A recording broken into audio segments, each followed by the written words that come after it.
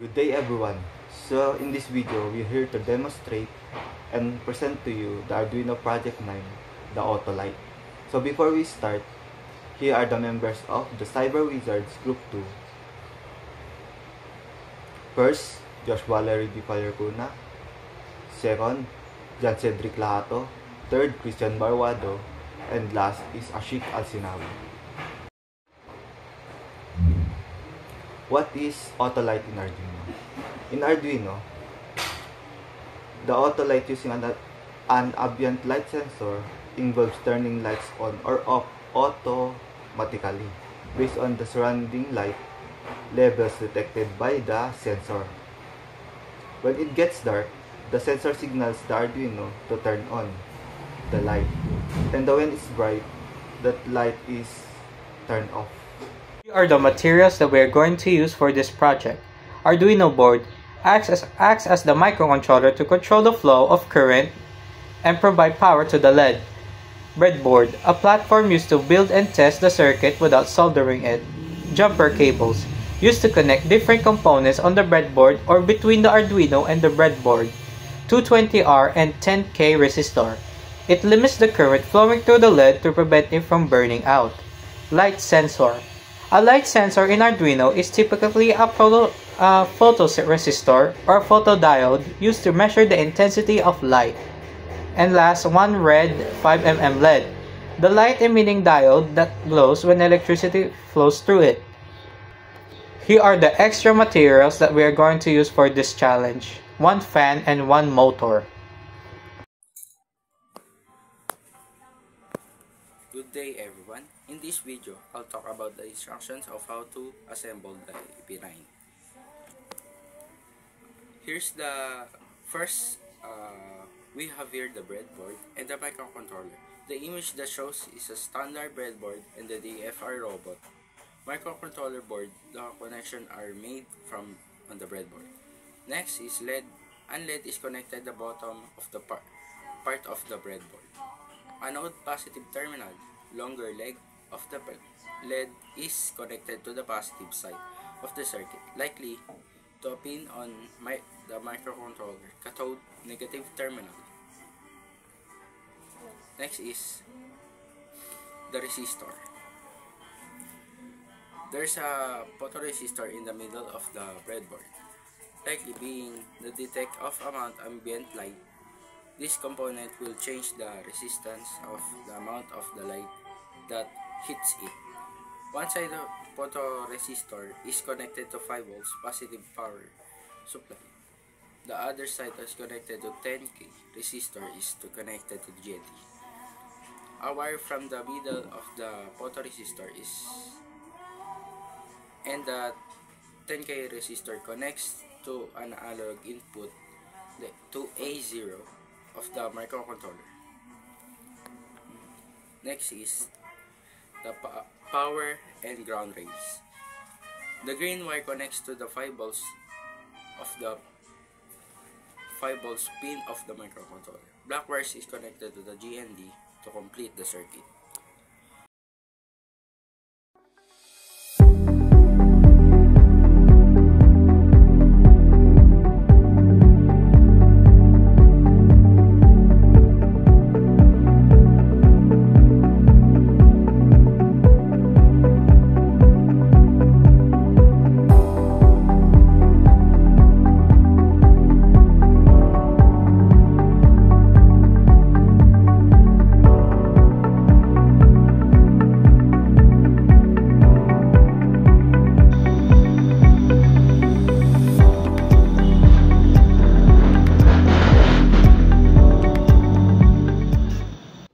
Hi everyone, in this video, I'm going to explain to you how our AP9 codes works.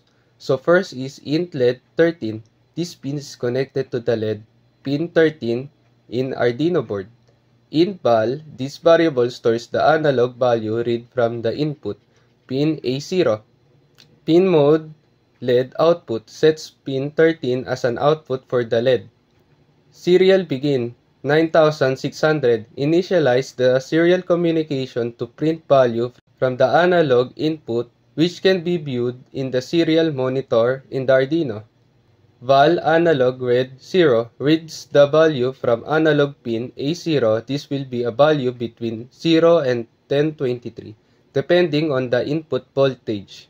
Our input is 5 voltage. Serial println val sends the value to the serial monitor, which you can use for debugging or observation. This will print the value of the analog input between 0 and 1023 continuously. If val, the analog reading, is less than 1000, the LED is turned off, digital write LED low. If val is greater than or equal to 1000, the LED is turned on, digital write LED high. Delay 10 is a small delay, 10 milliseconds between reading, preventing the serial monitor from being overwhelmed by too many prints. That's all. Thank you. Hi everyone. In this video, I'm going to explain to you how our AP9 challenge codes works. So first is int LED 13, pin 13 is connected to an LED. Int fan 12, pin 12 is connected to a fan. Int val 0, this variable stores the analog value reads from an input pin, analog pin A0.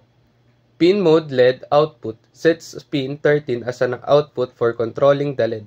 And pin mode fan output sets pin 12 as an output for controlling the fan. Serial begin 9600. Initialize the serial communication to send value to the serial monitor. Val analog read 0 reads the analog input value from pin A0, which will be between 0 and 1023. Our voltage pin is 5 volts. Serial println val print the value to the serial monitor, which can be helpful for debugging and monitoring the sensor data. If the analog value val is less than 1000, both the LED and fan are turned off by setting their pins to low. If the value is greater than or equal to 1000, both the LED and fan are turned on by setting their pins to high. And it delays 10 to prevent with too many prints from the output. The analog value from print A0 is read continuously and stored in the variable val. This value is printed to the serial monitor. Thank you.